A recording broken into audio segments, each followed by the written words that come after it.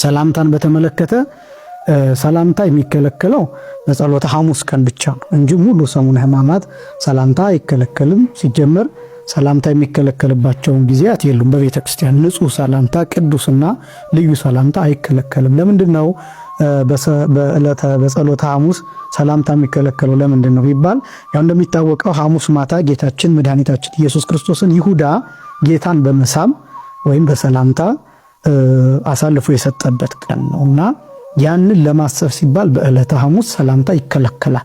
እንደዚህም ሲባል ዋናው ነጥብ ወዳጆችን ሰላም ማለት ወይም ደግሞ የተቀደሰ ሰላምታ መስጠት እሱ ኃጢአት ሆኖ አይደለም። ነገር ግን ለማሰብ ይህንንም አባቶቻችን በነገራችን ላይ በቅዳሴ ሁልጊዜ እንደሚባለው ዲያቆናቱ ወጥተው የሚያሳዩት አለ። በቅዳሴ ጊዜ የማይቋረጥና በዕለተ ሐሙስ እሱ ይከለከላል፣ አይደረግም። ያ ማለት ምንድነው? ተአመሁ በበይናቲክሙ በአማሃ ቅድሳት የሚለውን እሱን ከመቅደስ ወጥተው በመስገድ ያሳያሉ። በጸሎተ ሐሙስ ግን እሱ አይደረግም። ለምን ቢባል በዚህ ቀን ይሁዳ ጌታን ንጹህ የሆነውን ሰላምታ ሳይሰጥ የሰላምታን አመለካከት ያቆሸሸበት ቀን ነውና ያንን ለማሰብ ነውና መልእክቱ ግን ከይሁዳ እና ከኤሳው የተለየ እጅ መነሳሳት ወይም ሰላምታ ይኑራችሁ ለማለት ነው። ዋናው መልእክት እሱ ነው እንጂ አንድ ሰው ተሳስቶ ሰላም ያለ ሰው በቃ ኃጢአት ሰራ ማለት አይደለም። ይህን በጥንቃቄ ማየት ይገባል። ሰሙነ ሕማማት አጠቃላይ ሰላምታ አይከለከልም። ሰላምታ የሚከለከለው ወይም እንዲታሰብ የሚደረገው በዕለተ ሐሙስ በጸሎተ ሐሙስ ብቻ ነው።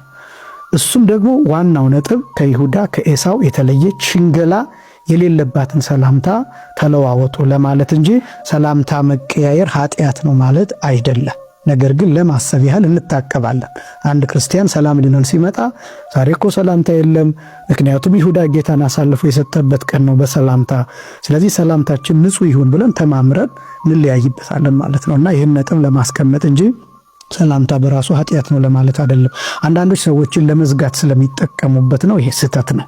ሰላም እንዳለ ሕማማት ነው ብለው አውቀው ሰላምታን የሚጸየፉበት ወይም ደግሞ መጥፎ መልእክት የሚያስተላልፉበት ስለሆነ እሱ ትክክል እንዳልሆነ ለማሳሰብ እወዳለሁ።